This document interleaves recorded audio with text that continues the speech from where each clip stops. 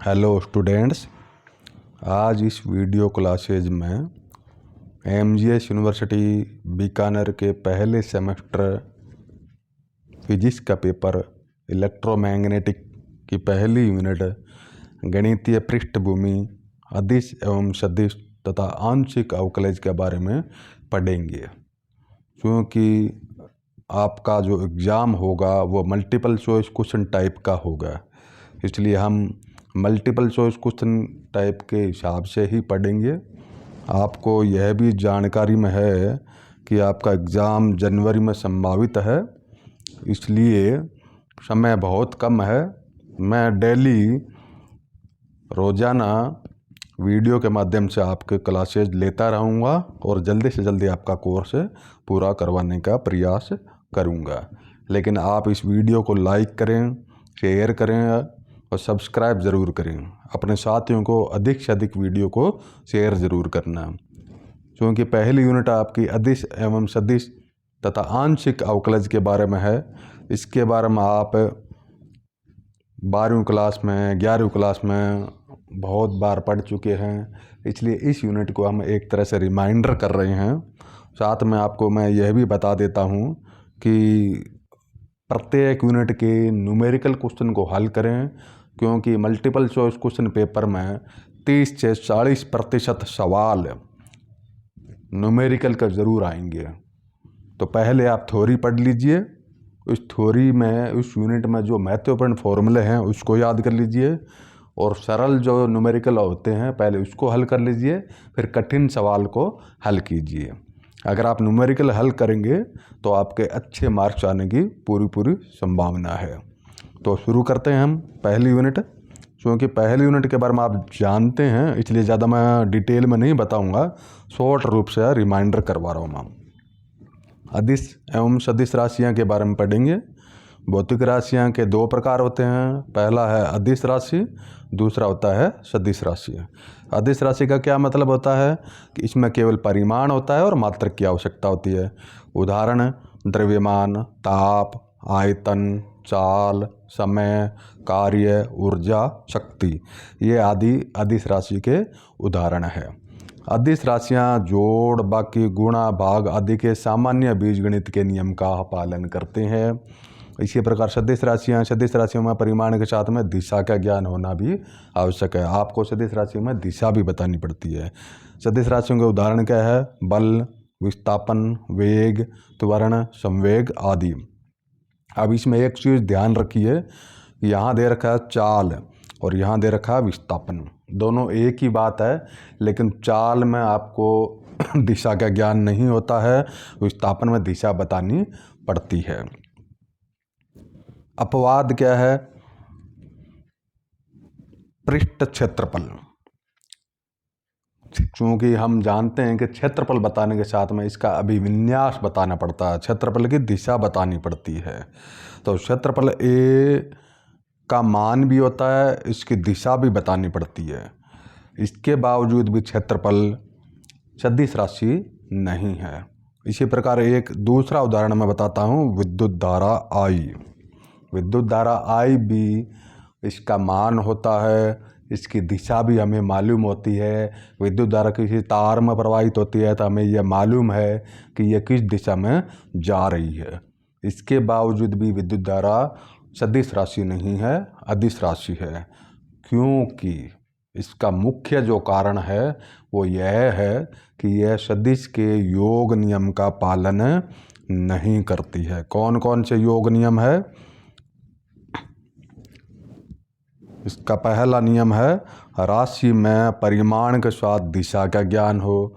ए में दिशा का ज्ञान होता है, आई में भी दिशा का ज्ञान होता है। ए मतलब क्षेत्रफल, आई मतलब विद्युत धारा है। लेकिन राशि योग के लिए समांतर चतुर्भुज के नियम का पालन करे या त्रिभुज के योग नियम का पालन करे। यह नियम, इस नियम का पालन क्षेत्रफल ए नहीं करता है, इस नियम का पालन विद्युत धारा नहीं करता है, इसलिए सदिश राशि नहीं माना जाता है। क्षेत्रफल ए और विद्युत धारा एक तरह का अपवाद है। सदिश का निरूपण कैसे करते हैं आप अच्छी तरह से जानते हैं। तीर के निशान के द्वारा इसका निरूपण करते हैं। जैसे ये आपका तीर का निशान है, इस प्रकार से इस पहले वाले भाग को मूल बिंदु कहते हैं, आगे वाले भाग को शीर्ष कहते हैं। किसी अंग्रेजी के अक्षर से इसका निरूपण करते हैं। सदिश ए, इसके ऊपर तीर का निशान लगाया जाता है। क्योंकि बुक में ऐसा लिखना संभव नहीं है, इसलिए इसको अंग्रेजी के बड़े अक्षर के द्वारा इसको निरूपित करते हैं। बोल्ड अक्षरों के द्वारा इसको निरूपण किया जाता है। जैसे एफ ये लिखा है बोल्ड अक्षरों में, ये सदिश राशि है।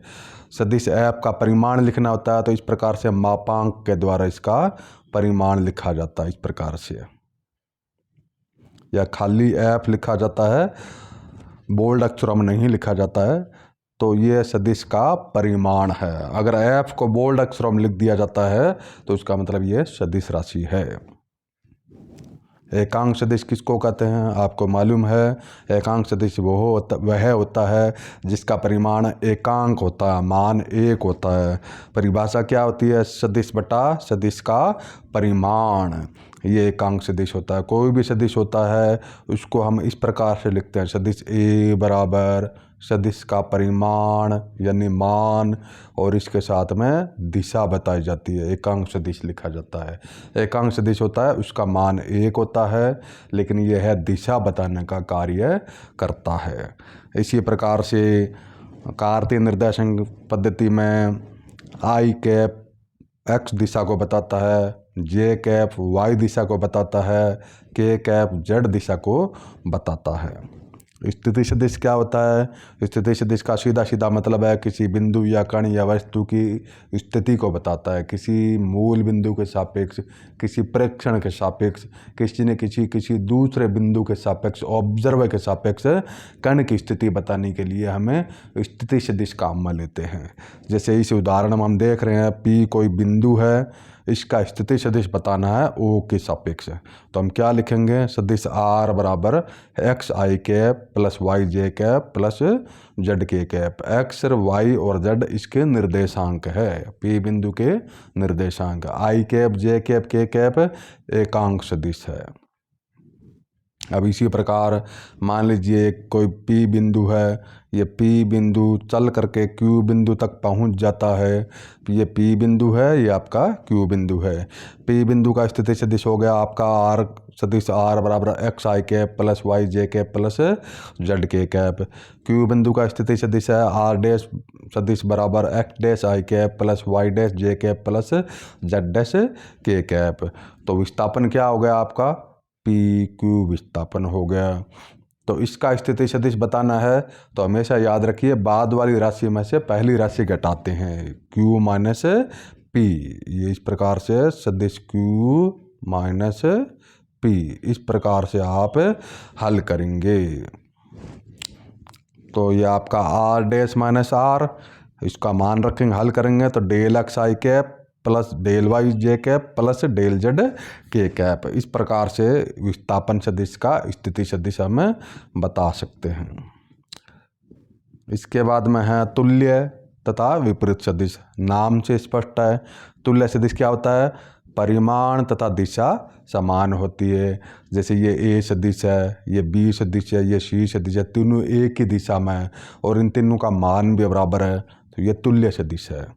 विपरीत सदिश ऋणात्मक सदिश है, इसका मतलब क्या होता है, दिशा विपरीत होती है, परिमाण समान होता है। आप इस उदाहरण में देख सकते हैं ए से बी इस दिशा में, बी से ए इसके विपरीत दिशा में, लेकिन इसका मान बराबर है, दिशा विपरीत है। ये दोनों सदिश क्या कहलाते हैं, विपरीत या ऋणात्मक सदिश कहलाते हैं। सदिशों का संयोजन, सदिशों का संयोजन यानी योग किस प्रकार किया जाता है, तो योग करने के लिए कुछ नियम का पालन किया जाता है। पहला नियम आपका ये है कि किसी भी सदिश को समांतर आकाश में कहीं भी विस्थापित कर सकते हैं, लेकिन उसकी शर्त ये है कि उसकी दिशा और उसका मान नहीं बदलना चाहिए। कोई भी सदिश होता है आप इसको आकाश में ले जा करके कहीं भी विस्थापित कर सकते हैं। दूसरा नियम क्या है, सदिशों का योग किया जाता है तो उसकी भौतिक राशि समान होनी चाहिए, यानी समान समान भौतिक राशि का ही योग किया जाता है। जैसे वेग सदिश का योग करना है तो वेग सदिश से ही योग होगा। ऐसा नहीं है कि वेग सदिश और बल सदिश का योग कर दिया जाए। बल सदिश के साथ ही योग होता है, वेग का वेग सदिश के साथ ही योग किया जाता है। किन्हीं भी दो सदिशों का योग से प्राप्त जो राशि प्राप्त होती है वह भी सदिश राशि ही होती है, यानी परिणामी सदिश राशि कहा जाता है। ये इस प्रकार से सदिश के संयोजन के 3 मुख्य नियम है। और योग के लिए कौन से नियम का पालन किया जाता है? पहला नियम है सदिशों के त्रिभुज का नियम, दूसरा नियम है सदिशों के समांतर चतुर्भुज का नियम, तीसरा है सदिशों के बहुभुज का नियम। ये तीनों नियम आप पढ़ चुके हैं, फिर भी एक बार इसको हम रिमाइंडर कर लेते हैं। पहला नियम क्या है? त्रिभुज का योग नियम क्या है? दो सदिशों को परिमाण व दिशा में त्रिभुज की दो क्रमांगत भुजाओं से एक क्रम में निरूपित करे तो त्रिभुज की तीसरी भुजा विपरीत क्रम में परिमाण व दिशा में परिणामी सदिश को बताती है। जैसे ये आपका ये पी सदिश आ गया, ये आपका क्यू सदिश है, ये क्यू सदिश है, ये पी सदिश है। इस क्यू को उठा करके यहाँ रख दिया हमने। पी और क्यू का जो परिणामी सदिश होगा, पी की दिशा ये है, क्यू की दिशा इस प्रकार से है। ये लगातार चल रही है, एकांतर क्रम में एक क्रम में दिशा को निरूपित करती है। तो जो तीसरी भुजा होगी इन दोनों भुजाओं के विपरीत दिशा में परिणामी सदिश को बताएगी। ये आपका परिणामी सदिश है। इस प्रकार से ये दोनों के बीच में कोण थीटा कोण है, तो हम इसको परिणामी सदिश इस प्रकार से लिखेंगे, P plus Q equal to सदिश R, सदिश लगाएंगे। इसके विपरीत यदि किसी त्रिभुज की 3 भुजाएं एक क्रम में 3 सदिशों को निरूपित करे तो उनका परिणामी सदिश क्या होगा?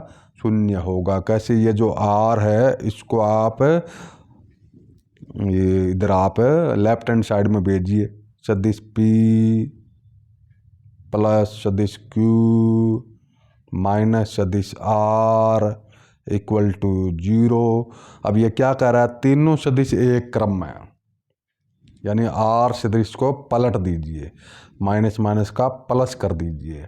जब तीनों का योग करेंगे तो इसका मान 0 आएगा। यहाँ पर जो R सदिश दिखाया है वो उसकी दिशा बदल देते हैं। जैसे ये आपका P सदिश है, ये आपका Q सदिश है, तो इन दोनों का जो परिणामी सदिश था वो ये था, लेकिन इसकी दिशा पलटने पर इस प्रकार से करने पर तीनों एकांतर क्रम में आ रहा है। तो इन दोनों का जब आप योग करेंगे P सदिश प्लस Q सदिश प्लस R इक्वल टू क्या आएगा? 0 आएगा। अब सदिशों के समांतर चतुर्भुज का नियम क्या है? यदि दो सदिश परिमाण तथा दिशा में समांतर चतुर्भुज की दो आसन भुजाओं P तथा Q द्वारा निरूपित किया जाए, आसन भुजा का मतलब एक साथ किसी केंद्र से एक साथ लगती हुई भुजा जा रही है। जैसे ये A बिंदु है, ये P सदिश है, ये आपका Q सदिश है, तो उनका परिणामी सदिश AC, ये A है, ये आपका C है। परिमाण तथा दिशा में उस समांतर चतुर्भुज के विकीर्ण सदिश R द्वारा निरूपित होगा जो उस बिंदु से गुजरता है। सीधी सीधी भाषा में बात करें तो ये आपका P सदिश, ये Q सदिश समांतर चतुर्भुज की आसन भुजाओं के द्वारा निरूपित की जाती है। तो इन दोनों के मध्य बिंदु से कटान बिंदु से गुजरने वाला विकिरण जो होगा इन दोनों का परिणामी सदिश को निरूपित करेगा। अब इसको हल कैसे करते हैं, ये आपके कोर्स में ऑब्जेक्टिव टाइप के क्वेश्चन में प्रश्न बनने की संभावना नहीं होती है, इसलिए आपका सीधा इसका परिणामी सदिश का मान ज्ञात कर लीजिए। परिमाण क्या होता है? सदिश R इक्वल टू सदिश P प्लस सदिश Q, ये आपका परिमाण है।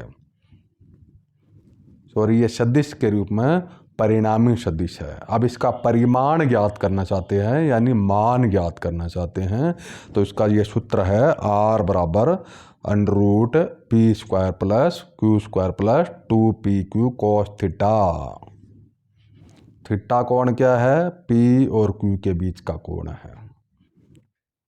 आप इस चित्र को देख सकते हैं, ये वाला चित्र है, ये थीटा कोण दे रखा है। ये थीटा कोण किस किस के बीच में? P और Q के बीच में। और ये आपका परिणामी सदिश R है। ये परिणामी सदिश R P के साथ में अल्फा कोण बना रहा है। तो ये जो अल्फा कोण बना रहा है इसका मान और बतानी है। परिणामी सदिश R और प्रथम सदिश P से अल्फा कोण बनाता है, तो दिशा बताना है तो tan अल्फा काम में लेते हैं। tan का सूत्र क्या होता है? लंब बटा आधार। तो आप इस चित्र में देख लीजिए, ये आपका लंब है, ये आपका लंब है, ये आपका आधार है। तो आधार का मान क्या है? P है और Q plus Q cos theta है। P plus Q cos theta है। लंब का मान क्या दे रखा है? Q sin theta. तो ये आपका मान है। ये आया कहाँ से? इसका मैं शॉर्ट में आपको बता देता हूँ कि ये आपका समांतर शत्रुभुज है। इस P सदिश को आगे बढ़ाते हैं, इस प्रकार से आगे बढ़ाते हैं और C से एक लंबवत लाइन डालते हैं। ये आपका कोण है थीटा, यहाँ लिख रहा हूँ मैं एक बार, ठीक है। तो इस प्रकार से ये आपका थीटा कोण बन गया, यहाँ पर देखिए। और ये आपका Q मान है इस लाइन का। इस Q का इधर घटक क्या होगा? Q cos theta. Q के सामने लंबवत घटक क्या होगा? Q sin theta. तो इस लाइन का मान हो गया Q cos थीटा और इसका मान हो गया Q sin थीटा। तो इस पूरी लाइन का मान हो गया P plus Q cos theta. सामने वाली जो भुजा है उसका मान है Q sin थीटा। आपको ज्ञात क्या करना है? tan alpha. tan अल्फा किस लिए कहते हैं? ये आपका अल्फा कोण है। ये आपका त्रिभुज बन रहा है, इस प्रकार से एक समकोण त्रिभुज बन रहा है। इस समकोण त्रिभुज में tan अल्फा ज्ञात करना है तो लंब बटा आधार। लंब आपके पास क्या आ गया? Q sin theta. आधार क्या आ गया? P plus Q cos theta. ये आपकी दिशा हो गई, यानी tan अल्फा बराबर या अल्फा बराबर tan inverse Q sin theta बटे P plus Q cos theta. ये सदिश R का मान है, परिणामी सदिश R का मान है और ये आपकी दिशा है। विशेष परिस्थितियों की बात करें, P Q समान दिशा में है यानी थीटा बराबर 0 है। cos 0 का मान क्या होता है? 1 होता है। sin 0 का मान क्या होता है? 0। तो इसमें मान रख के देख लो तो R का मान आ रहा है P प्लस Q। इसमें मान रख के देख लो 0 आएगा, क्योंकि sin 0 का मान 0 होता है, तो ये पूरा 0 हो गया। तो tan 0 का मान क्या होता है? 0 होता है। इस प्रकार से विशेष परिस्थिति आप अलग अलग कोण के लिए ज्ञात कर सकते हैं। अगली परिस्थिति दे रखी है, P Q लंबवत है यानी थीटा बराबर 90 डिग्री। कोस 90 का मान 0 होता है, साइन 0 का मान 1 होता है। ऊपर वाले में समीकरण में मान रख के देख लीजिए। R का मान आ रहा है √p² प्लस Q²। अल्फा का मान आ रहा है tan इनवर्स Q बटा P। यदि P और Q विपरीत दिशा में है, विपरीत दिशा मतलब कोण 180 डिग्री। cos 180 डिग्री का मतलब होता है -1, sin 180 डिग्री का मान होता है 0। ये दोनों मान ऊपर वाले समीकरण में रख के देख लीजिए। इसमें रखना है, एक इसमें रखना है और इसमें रखना है। क्या मान आया? ये मान आ रहा है R बराबर आ रहा है P माइनस Q। अल्फा का मान आ रहा है 0 या पाई। इसको मैं डिटेल में हल करके नहीं बता रहा हूँ, आप इसके बारे में जानते हैं, इसलिए थोड़ा मैं शॉर्ट में आपको एक्सप्लेन कर रहा हूँ। अब तीसरा नियम आपका क्या है? सदिशों के बहुभुज का नियम। क्या नियम है? यदि दो से अधिक सदिशों को परिमाण व दिशा में एक खुले बहुभुज की भुजाओं के द्वारा एक क्रम में निरूपित किया जाए तो बहुभुज को बंद करने वाली भुजा परिमाण व दिशा में उनके परिणामी सदिश को विपरीत क्रम में प्रदर्शित करेगी। जैसे ये P Q S T ये 4 सदिश है, तो ये 4 सदिश इस प्रकार से दे रखा है। ये P दे दिया, ये Q दे दिया, ये S दे दिया, ये T दे दिया। इन तीनों चारों को बहुभुज के क्रम में रखते हैं P Q S T। ये लास्ट वाली जो भुजा है विपरीत क्रम में इस बहुभुज को बंद करने वाली भुजा होगी वो परिणामी सदिश को बताएगी। विपरीत क्रम में रखना है। ये P एक क्रम में जा रहा है, इस प्रकार से लगातार क्रम में ये सदिश जा रहा है, तो ये जो अंतिम भुजा होगी ये विपरीत क्रम में होगा। इस प्रकार से विपरीत क्रम में होगा, बंद करने वाली भुजा होगी। तो इस प्रकार से जो अंतिम भुजा होगी विपरीत क्रम में वो परिणामी सदिश को बताएगी। तो परिणामी सदिश आपका क्या है? R इक्वल टू P सदिश प्लस Q सदिश प्लस S प्लस T सदिश का योग। अब हमें सदिश P में से Q घटाना है, यानी P माइनस Q सदिश के रूप में घटाना है, इसलिए हम सीधा सीधा घटा नहीं सकते इसको। तो हम क्या करेंगे, इस समीकरण को इस प्रकार से लिखेंगे, P plus minus Q add करेंगे, योग करेंगे। तो योग करने का नियम कौन सा काम में लेंगे?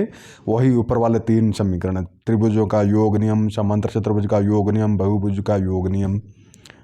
क्योंकि ऐड करने का नियम है, योग करने का नियम है, सब्ट्रैक्ट करने का, घटाने का नियम नहीं है। तो हम क्या करेंगे, P माइनस Q को इस प्रकार से लिखेंगे,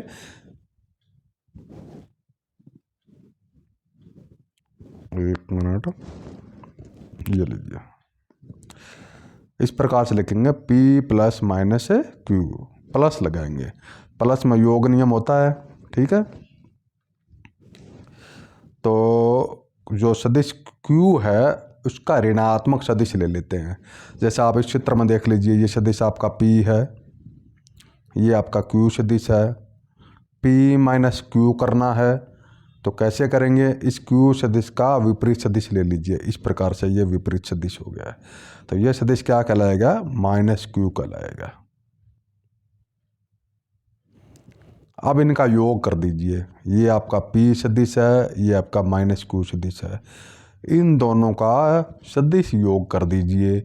सदिश योग क्या होगा, ये विपरीत एक क्रम में दिशा को बता रही है, ये इस दिशा की तरफ जा रही है, तो तीसरी भुजा होगी विपरीत क्रम में परिणामी सदिश को बताएगी। P माइनस Q इस प्रकार से ये परिणामी सदिश को बताएगी। अब अगला टॉपिक आपका कार्तीय निर्देशांक पद्धति में किसी सदिश का नियोजन तथा उसके घटक वियोजन। वियोजन सदिश योग का उल्टा होता है।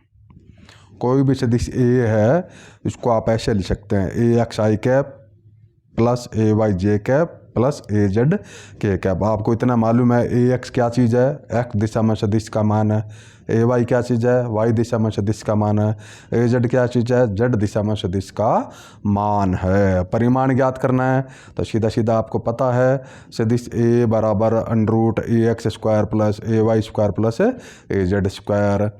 अब आप इस चित्र को देखिए, ये डायग्राम देखिए, इसमें ये जो सदिश A दिखाई दे रहा है, ये A सदिश दिखाई दे रहा है, ये x अक्ष के साथ में अल्फा कोण बना रहा है, y अक्ष के साथ में बीटा कोण बना रहा है, z अक्ष के साथ में गामा कोण बना रहा है। तो घटक निकालना होता है तो किसी सदिश की तरह का झुकाव देखते हैं, घटक देते हैं। एक तो होता है आधार घटक, कोस थीटा होता है, एक होता है लंबवत घटक, वो होता है साइन थीटा। तो आप इसका आधार घटक निकालेंगे, ये लिखा है सदिश A रेखा OP x अक्ष से अल्फा कोण, y अक्ष से बीटा कोण, z अक्ष से गामा कोण बनाता है। तो सीधा सीधा आपको पता है AX बराबर होता है A कोस अल्फा, AY बराबर होता है A कोस बीटा, AZ बराबर है A कोस गामा। हम आधार घटक निकाल रहे हैं, ठीक है। तो कोस अल्फा का मान आ गया AX बटा A, कोस बीटा का मान आ गया AY बटा A, कोस गामा का मान आ गया AZ बटा A। ये तीनों मान इसमें रख देते हैं। इसको हम दिक कोसाइन कहते हैं, डायरेक्शन कोसाइन कहते हैं। Cos alpha, cos beta, cos gamma को दिक कोसाइन कहते हैं। LMN से निरूपित किया जाता है। इसको हम स्क्वायर करेंगे, फिर इन तीनों का जोड़ करेंगे तो क्या आएगा देख लीजिए, L square plus M square plus N square का योग कीजिए, A X square plus A Y square plus A Z square बट्टा ए स्क्वायर। इनका A X square plus A Y square plus A Z square को हम ए square लिखते हैं, नीचे भी ए स्क्वायर आ रहा है, कट गया, आपका आंसर आ गया 1। तो L square plus M square plus N square बराबर क्या आता है 1। ये मल्टीपल चॉइस क्वेश्चन के हिसाब से बढ़िया क्वेश्चन बन रहा है। एल एम एन क्या चीज़ है, डायरेक्शन कोसाइन है। डायरेक्शन कोसाइन क्या होता है, कोस अल्फा होता है, कोस बीटा होता है, कोस गामा होता है। इस प्रकार से ये आप बहुत बढ़िया क्वेश्चन बनता है, आप इसको तैयार कर सकते हैं। तो अभी मैं आज इस वीडियो में इतना ही पढ़ाऊँगा, अगले वीडियो में इसके आगे का टॉपिक अदिश एवं सदिश गुणनफल के बारे में बताऊंगा। बहुत बहुत धन्यवाद, शुक्रिया।